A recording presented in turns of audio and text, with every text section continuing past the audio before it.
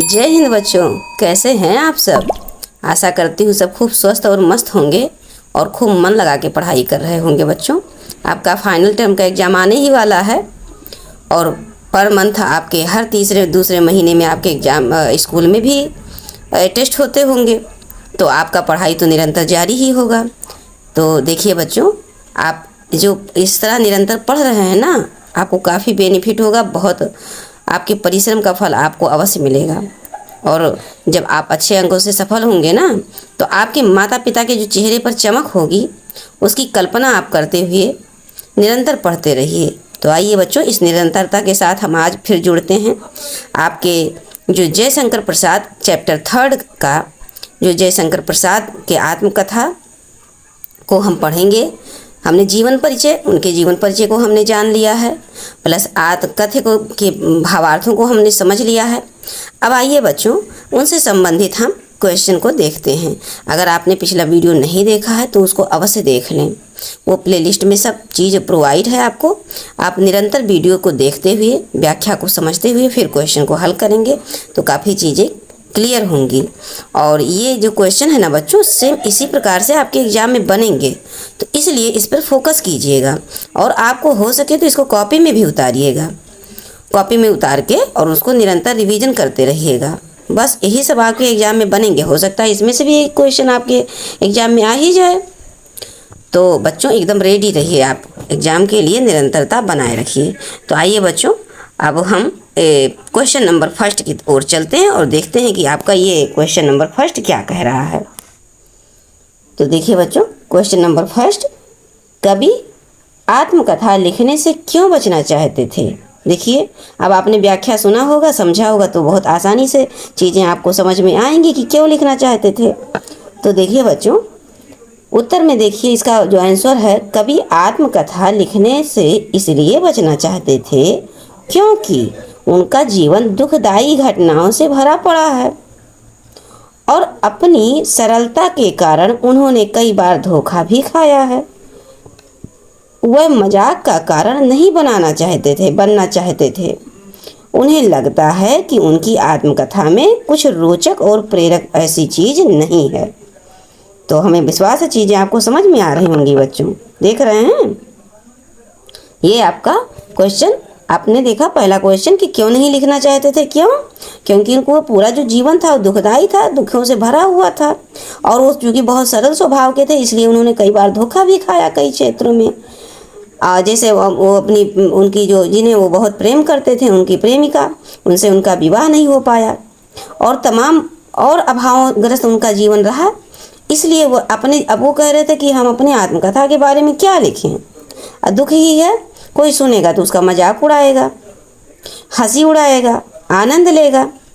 इसीलिए और कोई उसमें रोचक ऐसा बात है नहीं, ना तो कोई प्रेरक तत्व तो है जिससे लोग प्रेरित हों। इसलिए वह अपनी आत्मकथा नहीं लिखना चाहते थे। तो आइए बच्चों, अब हम नेक्स्ट क्वेश्चन पे चलते हैं। देखिए क्वेश्चन नंबर 2 क्या कह रहा है। थोड़ा सा हम बड़ा करना चाहेंगे बच्चों, बस। अब पढ़ते हैं। आत्मकथा सुनाने के संदर्भ में अभी समय भी नहीं। क्या कह रहे हैं कि आत्मकथा सुनाने के संदर्भ में अभी समय भी नहीं। कवि ऐसा क्यों कहते हैं, ये आंसर बताइए बच्चों।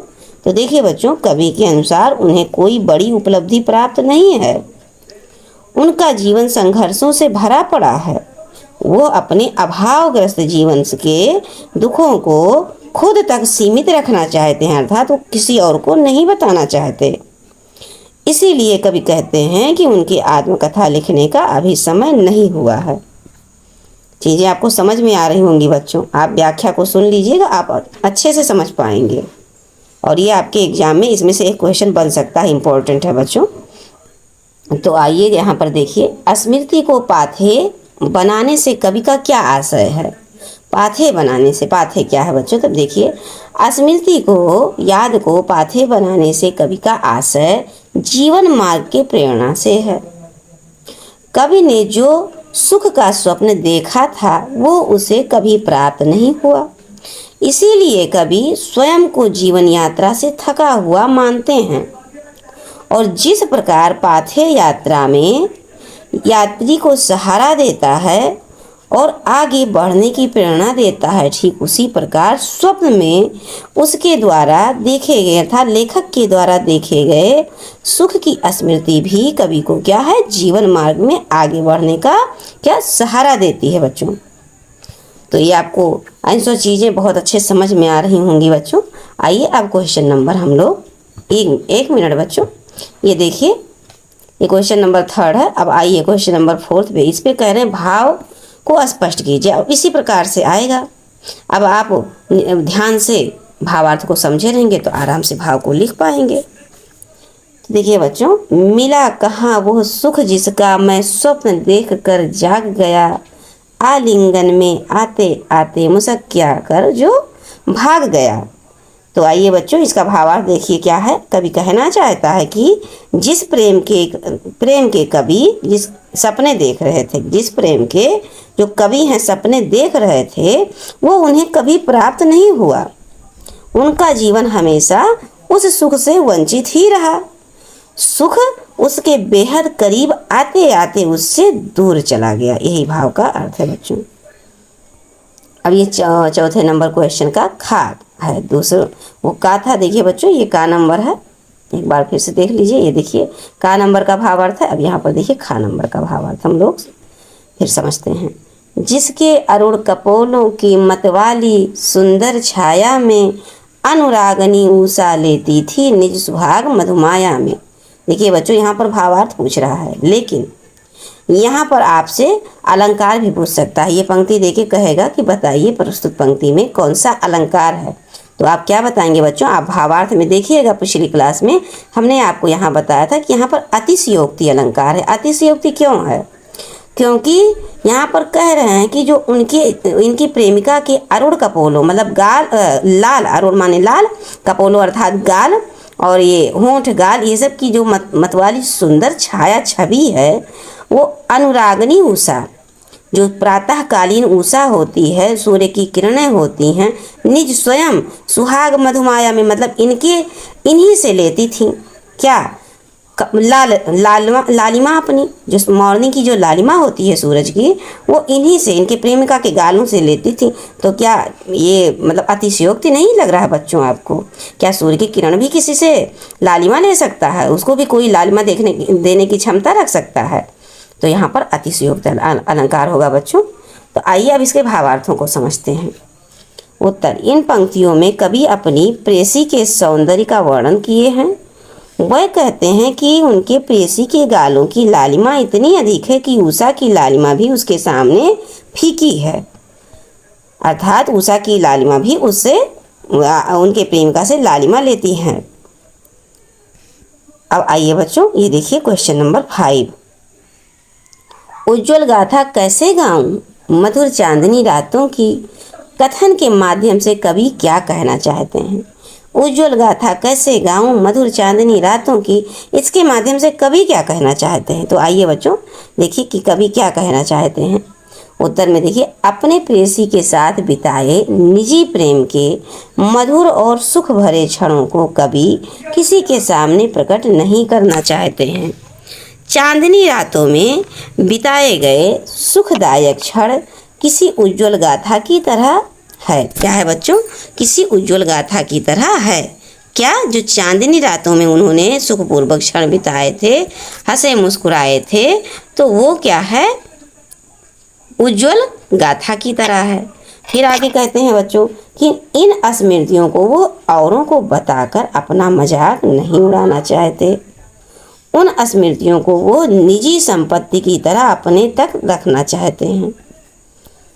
तो अब आइए बच्चों नेक्स्ट क्वेश्चन, क्वेश्चन नंबर 6। आत्मकथ्य कविता की काव्य भाषा की विशेषताएं उदाहरण सहित लिखिए। क्या है बच्चों? आत्मकथ्य जो कविता है कि काव्य भाषा की जो विशेषता है उसको उदाहरण के साथ आप लिखिए। तो देखिए बच्चों, जयशंकर प्रसाद द्वारा रचित कविता आत्मकथ्य की विशेषताएं निम्नलिखित हैं। अब देखिए बच्चों, पॉइंट टू पॉइंट दिया हुआ है। पॉइंट नंबर 1 पे फोकस कीजिए। कवि ने खड़ी बोली में कोमल शब्दों का प्रयोग किया है। कैसा? खड़ी बोली में अच्छे कोमल सुंदर माधुर्य शब्दों का प्रयोग किया है जिसे सुनने में अच्छा लगे। जिसके अरुण कपोलों की मतवाली सुंदर छाया में। और बच्चों देखिए उदाहरण जैसे ये दे दिया है कि अरुण कपोलों की मतवाली सुंदर छाया में। दूसरा देखिए बच्चों इसमें क्या विशेषता है, मानवीकरण शैली को जो छायावाद की प्रमुख विशेषता है बच्चों। छायावाद जो कवि हैं उनकी प्रमुख विशेषता वो मानवीकरण की है। देखिए आपका महादेवी वर्मा का भी वो छायावादी हैं। और वो मानवीकरण अर्थात बच्चों जो प्राकृतिक चीज़ें होती हैं, पहाड़ हो गए, नदियाँ हो गई, चांदनी, आकाश, तारे, ये सब क्या है, प्राकृतिक हैं। अब इसको मानव की तरह व्यवहार करता हुआ दर्शाया जाए तो वहाँ पर फिर बच्चों मानवीकरण अलंकार हो जाता है। जैसे अरी सरलते तेरी हंसी उड़ाऊँ मैं, अरी सरलते तेरी हंसी उड़ाऊँ मैं। तो इसमें देखिए क्या है, क्या बताया है कि इसमें प्राकृतिक वस्तु है और उसकी हंसी उड़ाऊँ मैं। तो कौन प्राकृतिक वस्तु कहीं किसी का हंसी उड़ा पाएगी, मानव की तरह व्यवहार नहीं कर रही है। तो इसीलिए बच्चों यहाँ पर मानवीकरण अलंकार होगा। अब देखिए नेक्स्ट पॉइंट बच्चों, तत्सम शब्दों का प्रयोग प्रमुखता से किया गया है इसमें। जैसे देखिए अनंत नीलिमा में असंख्य जीवन इतिहास। तो अनंत क्या है, नीलिमा क्या है, ये तत्सम शब्द को, जो तत्सम शब्द क्या होते हैं बच्चों, जो संस्कृत में आए हुए शब्द हैं वो हिंदी में जब प्रयोग करते हैं तो उसमें कोई बनावटी नहीं, सीधा सीधा वही शब्द आप हिंदी में ले लेते हैं। जैसे रात हो गया तो दिन में हम रात, मतलब रात को हम रात कहते हैं अपनी तद्भव भाषा में, लेकिन अब उसी को कह दिया जाए रात्रि, तब क्या हो जाएगा, तब वो तत्सम हो जाएगा। वो संस्कृत शब्द है जो हमारे हिंदी में प्रयोग होता है। जैसे सूर्य, तो सूर्य क्या है, तत्सम शब्द है और उसका तद्भव क्या होता है, सूरज। इसी प्रकार से बच्चों अब देखिए नेक्स्ट पॉइंट, गीत में गे और छंदबद्ध है। गे पद भी है, मतलब गाने जैसा गे मतलब गाकर इसको सुंदर लगता है। और ये छंद में है, छंद के साथ बद्ध है, अर्थात इसमें छंदबद्ध अर्थात बच्चों क्या होता है, जैसे दोहा हो गया, सोठा हो गया, कवित हो गया, सवैया हो गया, इसके नियमों से बद्ध ही रहे तो उसको छंदबद्ध कहते हैं। और मुक्तक कहते हैं जो इन सब से छंदों के सिस्टम से एकदम मुक्त रहे, उसमें कोई न दोहा रहे, न कवित रहे, न सवैया रहे, तो उसको छंद मुक्तक कहते हैं। तो देखिए गीत में गे और छंदबद्ध है, गीत में गे है और छंदबद्ध है, उसकी अस्मृत पाथे बनी है, थके पथिक की पंथा की। तो ये देखिए बच्चों ये एक प्रकार से क्या बनी है, छंद में बंधा हुआ है, छंदों में बंधा हुआ है। तो आइए बच्चों अब नेक्स्ट क्वेश्चन पे हम लोग चलते हैं। क्वेश्चन नंबर, कवि ने जो सुख का स्वप्न देखा था उसे कविता में किस रूप में अभिव्यक्त किया है। तो देखिए बच्चों कवि ने सुखद स्वप्नों में उन्हें अपने प्रेयसी के साथ कुछ क्षण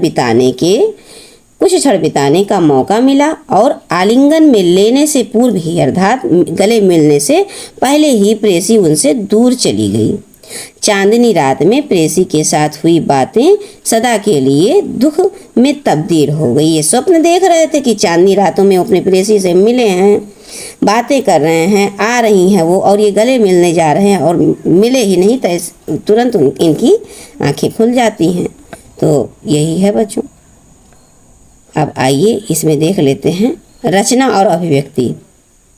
क्वेश्चन नंबर 8 रचना और अभिव्यक्ति से संबंधित क्वेश्चन है बच्चों। इस कविता के माध्यम से प्रसाद जी के व्यक्तित्व की जो झलक मिलती है उसे अपने शब्दों में लिखिए। जयशंकर प्रसाद जी छायावादी काव्य के प्रवर्तक हैं, है ना, आप तो जानते हैं बच्चों छायावादी 4 मेन प्रवर्तक हैं, महादेवी वर्मा, जयशंकर प्रसाद, सुमित्रा नंदन पंत और सूर्यकांत त्रिपाठी निराला। तो देखिए बच्चों उनका जीवन सादगी भरा रहा है। क्या इसमें क्वेश्चन ध्यान से पढ़िए बच्चों। इस कविता के माध्यम से प्रसाद जी के व्यक्तित्व की जो झलक मिलती है, आप समझ पा रहे हैं, जो व्यक्तित्व प्रसाद जी के बारे में उसे अपने शब्दों में लिखिए। तो आप जानते हैं कि जयशंकर प्रसाद जी छायावादी का कवि हैं, काव्य परिवर्तक हैं, ठीक है। सबसे पहले छायावादी में इन्हीं का ही नाम आता है। फिर उनका जीवन कैसा था, सादगी भरा हुआ था उन्होंने। और फिर दूसरा बच्चों उन्होंने अभावग्रस्त जीवन जिया था, ये तो एकदम साफ साफ है। और वह विनम्र स्वभाव के थे, इसीलिए वे धोखा खाए कई क्षेत्रों में। तो बच्चों ये आप भावार्थों को ध्यानपूर्वक समझेंगे तो चीज़ें आपका एकदम हर एक क्वेश्चन का आंसर दे पाएंगे।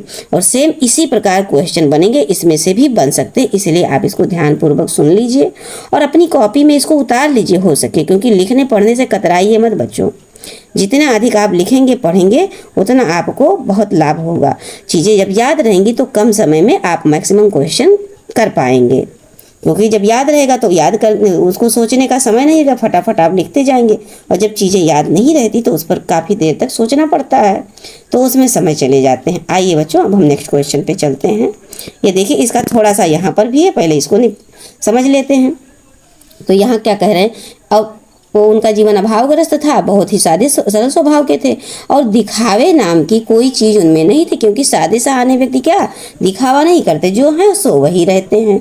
उन्होंने धोखे खाए परंतु अपनी सरलता और भोलापन को नहीं छोड़ा। अपनी कमजोरियों को वो सबके सामने लाने में हिचकते हैं, क्योंकि उन्हें पता था कि ऐसा कर वह उपहास का पात्र बन जाएंगे, अर्थात मजाक का पात्र बन जाएंगे। वह अपने दुखों को खुद तक सीमित रखना चाहते थे। देखिए बच्चों, अब यही सब चीज़ें तो हैं। वैसे आपको ये क्वेश्चन प्रश्न उत्तर के माध्यम से ये अनुभव हो रहा है कि प्रश्न किस विधि से बनेंगे, क्या क्या हमको लिखना पड़ेगा। बस चीज़ें तो आप सब जानते हैं, लेकिन अगर आपके सामने क्वेश्चन ना आए तो आप समझ नहीं पाएंगे कि क्वेश्चन बनेगा कैसे, और उस क्वेश्चन बना तो उसमें हम लिखेंगे क्या। अब इस प्रकार से आपको जानकारी होने लगी कि मतलब ऐसे क्वेश्चन बनेंगे और इस प्रकार से हमको लिखना है। अब इसको पढ़ लेंगे बच्चों, तो जो सेम इसी में लिखा आप वही नहीं, आप अपने भी विचार से व्यक्त करके लिख सकते हैं। यहाँ पर दिया भी गया है ना कि आप अपने विचार लिखिए, तो आप अपने से क्या लिखेंगे, जो भावार्थ को समझे रहेंगे, जो उनके बारे में अब जीवन परिचय से डिटेल बनी है उनको पढ़ते आइए, तो वही सब चीज़ आप लिख देंगे जो भी क्वेश्चन आएगा। तो देखिए बच्चों, क्वेश्चन नंबर 9 की तरफ जाते हैं। हम आपको बीच बीच में चीज़ें समझाते रहते हैं ताकि आप एग्ज़ाम के समय में गलतियां ना करें, क्योंकि ये जो हाई स्कूल का 10 का एग्ज़ाम होता है बच्चों, ये बच्चे पहली बार जाते हैं किसी अन्य विद्यालय में बैठकर एग्ज़ाम देने, नई नई जगह होती तो थोड़ा सा क्या कहते हैं अच्छा फील नहीं करते हैं। तो थोड़ा कॉन्फिडेंस आपका बेस्ट बना रहे, इसलिए हम आपको बीच बीच में प्रेरित करते रहेंगे बच्चों। और आप इस वीडियो से, इस चैनल से हमेशा जुड़े रहिए, आपको काफ़ी बेनिफिट मिलेगा। आपको कम समय हो, आप वीडियो फास्ट मोड करके पढ़ लीजिए, 2 से 3 बार सुन लीजिए, और उसके बाद में इसको जो इम्पोर्टेंट चीज़ें हैं, जो आपको स्वयं भी लगे कि ये इम्पोर्टेंट, इस प्रकार से क्वेश्चन आएंगे तो हम कैसे करेंगे। जैसे आप वीडियो आप देख लिए, अब भूल सकते हैं ना, तो इसको कॉपी में नोट किए रहेंगे, तो बीच बीच में हफ्ते में 7 दिन में 4 दिन में ऐसे कॉपी, आप हिंदी का कॉपी उठाइए, फटाफट ऐसे पलट लीजिए। मुश्किल से 15 से 20 मिनट में सारे क्लियर हो जाएंगे। जो हम इस वीडियो के माध्यम से आपको मिल रहे हैं वो उसकी बात हम कर रहे हैं बच्चों। और एक्स्ट्रा आप जो अपने स्कूल में पढ़ते हैं वो तो आपका प्लस पॉइंट रहेगा ही। अब आइए बच्चों, क्वेश्चन नंबर 9 की तरफ हम लोग चलते हैं। आप किन व्यक्तियों की आत्मकथा पढ़ना चाहोगे और क्यों पढ़ना चाहोगे। देखिए, अभी आपके व्यक्तित्व को, आपके विचारों को जानना चाहते हैं एग्जामिनर, इसलिए इस प्रकार के क्वेश्चन दिए हैं। अब आप अपना बताइए। तो देखिए बच्चों, नीचे कुछ महान व्यक्तियों की आत्मकथा का उल्लेख किया गया है। हमें उनकी आत्मकथा पढ़कर उनसे शिक्षा ग्रहण करनी चाहिए। नंबर 1 पे देखिए बच्चों, महात्मा गांधी की आत्मकथा। हमें महात्मा गांधी की आत्मकथा पढ़नी चाहिए। इससे हमें सत्य तथा अहिंसा के महत्व की जानकारी मिलती है। महात्मा गांधी का नाम आया तो बच्चों सत्य और अहिंसा ऐड कर दीजिए, बस हो गया, समझ लीजिए। सत्य अहिंसा को महत्व दे दीजिए, बस हो गया। देखिए अब दूसरा आ रहा है, भगत सिंह की आत्मकथा भी पढ़नी चाहिए दूसरे नंबर पे। अगर हम देशभक्त भगत सिंह की आत्मकथा को पढ़ने से हमें देशभक्ति की प्रेरणा मिलती है। लीजिए कितना सिंपल सा है। तीसरा बच्चों, महावीर प्रसाद द्विवेदी की आत्मकथा पढ़नी चाहिए। इनसे प्रसिद्ध साहित्यकार महावीर प्रसाद द्विवेदी जी का जीवन अत्यंत संघर्षपूर्ण रहा है। एक महान साहित्यकार के रूप में हमें उनकी आत्मकथा पढ़नी ही चाहिए। समझ रहे हैं बच्चों। देखिए, तो इस तरह से आपके क्वेश्चन बनेंगे। आप क्वेश्चन देखिए और समझिए, यही उद्देश्य है हमारा बच्चों, इसीलिए हम क्वेश्चन बनाते हैं। और इस तरह से क्वेश्चन आपको हर जगह मिलना पॉसिबल नहीं है, इसीलिए आप इसको ध्यान से देखिएगा बच्चों। अब आइए क्वेश्चन नंबर 10 पे चलते हैं। कोई भी अपनी आत्मकथा लिख सकता है, उसके लिए विशिष्ट या बड़ा होना जरूरी नहीं है। अब देखिए यहाँ उदाहरण दिया हुआ है, हरियाणा राज्य के गुड़गांव में घरेलू सहायिका के रूप में काम करने वाली बेबी हालदार की आत्मकथा आलो आंधारी बहुतों के द्वारा सराही गई। अर्थात ये जो हरियाणा के गुड़गांव में एक महिला हैं, सहायक, एकदम सिंपल महिला जो घरेलू सहायिका हैं, इनकी जो आत्मकथा है बच्चों आलो आंधारी, तो इनको बहुत लोगों ने पढ़ा और काफ़ी इनको मतलब सराहा, इनको प्रशंसा की इस क्या आत्मकथा की। तो देखिए बच्चों, आत्मकथात्मक शैली में अपने बारे में कुछ लिखिए। अब आत्मकथात्मक शैली में अपने बारे में आप कुछ लिखिए। तो देखिए बच्चों कैसे लिखेंगे, किस प्रकार लिखा जाता है आत्मकथात्मक शैली में। देखिए बच्चों, जब आप आत्मकथात्मक शैली में लिखेंगे तो ये हेडिंग दिया हुआ है। पहले तो आप लिखेंगे जीवन परिचय, अपना जीवन परिचय, जन्म मृत्यु, माता पिता, शिक्षा। फिर उसके बाद शिक्षा लिखेंगे, कहाँ कैसे शिक्षा ग्रहण किया। फिर अपने जीवन में महत्वपूर्ण घटित घटनाओं को लिखेंगे, कब कब कहाँ आप गए, क्या क्या घटित हुआ आपके लाइफ में। फिर उसके बाद उपलब्धियाँ, आपने क्या शिक्षा ग्रहण की, परिश्रम किया, फिर आपको क्या क्या उपलब्धियाँ मिली। फिर जीवन का आदर्श आप किस रूप में अपने आप को प्रस्तुत कर रहे हैं, और या आपके जीवन में कौन आदर्श रहा, महात्मा गांधी रहे, भगत सिंह रहे, ऐसे कोई भी जो विशेष हैं व्यक्ति और उद्देश्य। इस तरह से आप आत्मकथात्मक शैली में चीज़ें लिखेंगे। तो देखिए बच्चों, ये आपका लास्ट क्वेश्चन है, अंतिम क्वेश्चन। अब ये देखिए, कह रहा कि उपरयुक्त बिंदुओं की सहायता से बच्चे स्वयं अपना आत्मकथन लिखें। अर्थात ये सिर्फ बिंदु है बच्चों, पॉइंट। अब इस पॉइंट पे आप विस्तार से कथा लिखते जाइए। बताया नहीं कि जो जीवन है, तो अब जीवन के बारे में, जन्म मृत्यु, समय कहाँ हुआ, माता पिता, रहन सहन, उसके बाद शिक्षा कहाँ कहाँ कैसे कैसे हुई, फिर जीवन में महत्वपूर्ण घटनाएं कैसे कैसे हुई, फिर उसके बाद उपलब्धियां क्या क्या आपने प्राप्त की, फिर आपका जीवन आदर्श कौन रहा, फिर आप अपने जीवन के उद्देश्य क्या बनाए। इस प्रकार से आपको अपनी आत्मकथात्मक शैली लिखनी होगी। तो देखिए बच्चों, अब आपके एग्जाम में इसी प्रकार से क्वेश्चन बनते आएंगे। देख लीजिए एक बार ध्यान से, और इसका आप स्क्रीनशॉट लेके भी निरंतर पढ़ते रह सकते हैं। लेकिन हमारा तो सजेशन आपको यही होगा बच्चों, अपने खुद के हैंड राइटिंग से जितनी आपके मन मस्तिष्क में चीज़ें बैठती हैं उतना, और किसी से देखिए, आप किसी के लिखे हुए को आप पढ़िए और आप स्वयं लिखिए, उसको पढ़िए। आप डिफरेंस पाएंगे कि आपने जो स्वयं लिखा है वो आपको जल्दी दिमाग में बैठ रहा है, समझ पा रहे हैं। ठीक है बच्चों, तो हम आपको ऐसे प्रेरित करते हुए आगे बढ़ेंगे। एक छोटा सा टिप्स देना चाहेंगे बच्चों, आप इसको नोट कीजिए। आप इसको क्या कीजिए, नोट कर लीजिए, और अपने जहाँ बैठते हैं, बैठ के पढ़ते हैं, वहाँ पर चाहे तो चिपका लीजिए। देखिए बच्चों, पहला टिप्स आप ये है कि आप देखिए, ये आपको प्रेरित करेगा। आप बार बार इसको जब भी देखेंगे तो आपको प्रेरित करेगा, तुरंत आपको मोटिवेट करके पढ़ने के लिए ज़्यादा से ज़्यादा बैठाएगा, मतलब आप ज़्यादा से ज़्यादा मन लगा के पढ़ें। तो और अगर बच्चों मन लगा के जब लगन से पढ़ा जाता है ना, तो कम समय में ज़्यादा चीज़ें हम लोग कैप्चर कर लेते हैं, प्राप्त कर लेते हैं, सीख लेते हैं। तो देखिए बच्चों, पहला टिप्स ये है कि यदि आप वास्तव में सफल होना चाहते हैं तो आपको नियमित अध्ययन करना होगा। ये आपका पहला टिप्स है। क्या कि आप स्वयं से ऐसे लिखिए कि यदि मैं वास्तव में सफल होना चाहता हूँ तो मुझे नियमित निरंतर पढ़ना होगा, ऐसे लिख लीजिए अपने शब्दों में।